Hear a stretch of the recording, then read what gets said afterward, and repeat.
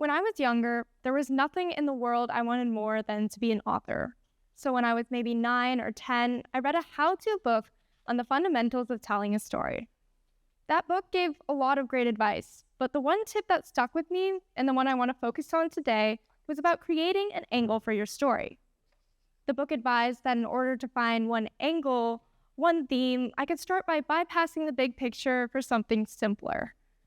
In order to focus on that angle, I would imagine a small circle and think of only what would fit inside that circle to build my story. Right now, I write for the school's student newspaper, so if I was writing a news story about this event, TEDx, I would imagine looking through a small circle at this stage. What I can see through this circle would be the student speakers. So that would be what I would focus on in detail. All of that coming first before I talked about any additional background information, like referencing the practices we went to before this or the last TEDx event 2 years ago. Using this circle, I'd only focus on the PAC stage today, at this moment even. And well, I think this circle tool is great advice for choosing one angle for a story and really focusing on all the fine details.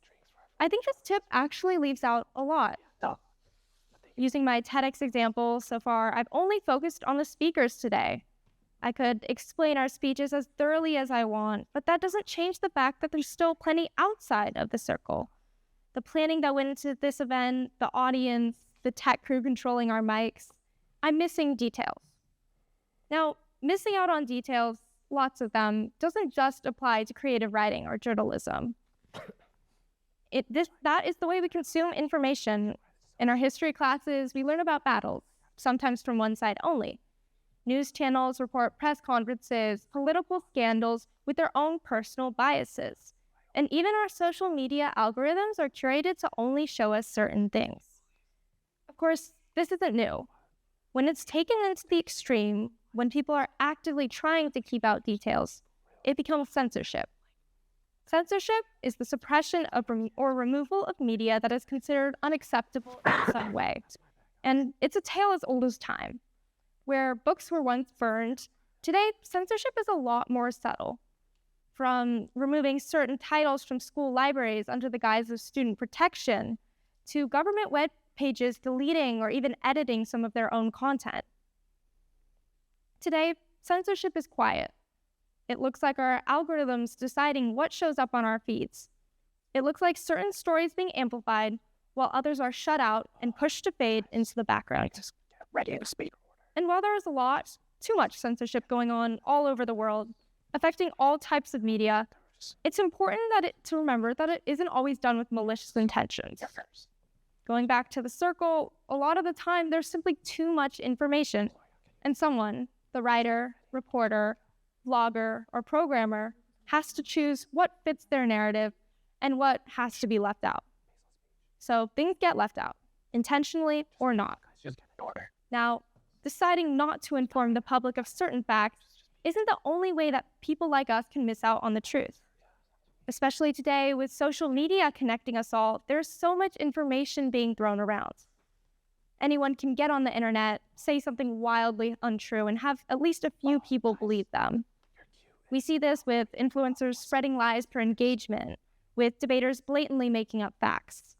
Misinformation is everywhere, and when it's snuck into our For You pages, when we scroll to it without a second thought, it's easy for us to subconsciously digest it as the truth. This is backed by science. According to a 1993 study at UT Austin, humans have a cognitive tendency to believe what we read. And while this instinct can be overturned with a second look or a bit of critical thinking, if we aren't alert, we might end up believing blindly. So yes, a lot of responsibility rests with the creator of whatever media piece to tell the full story. But as I said before, it's nearly impossible. And one typo, one misremembered fact, one intentionally vague description can make its way into the story easily. This means that regardless of the writer, regardless of their biases or agendas, or the information they may or may include, that means that some of the responsibility passes on to us, the consumers.